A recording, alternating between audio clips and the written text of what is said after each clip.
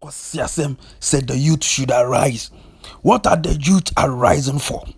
Moasem nkola yesi so a yɛpɛ brɛ bi abɔ adwuma gura yɛ kɔpa yɛnya bi ade akyi nkola wɔn maame nom bɛboa wɔn mo na nkola bɛpɔ mo nsa adwane agye no papa panyini si the youth should arise a wabusuafoɔ gu aburukyire adoe. Dear time crying say, who is your dinketia? How old are you?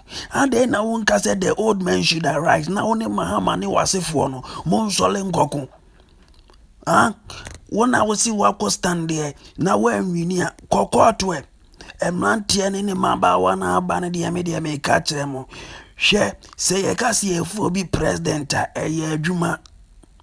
What you pay minister or pay woman you pay president pay as you didn't get here will be pay I can see and you are what this kind of fan with your blocks as our trauma abino and Kwasiasem say youth should arise. We will arise for our own beneficial for our future and we will stay home for you to kill and fight for yourself. Kwasiam penny be near bonaman ho papa when you see papa be a nice see don't get here udino only you to in the dear.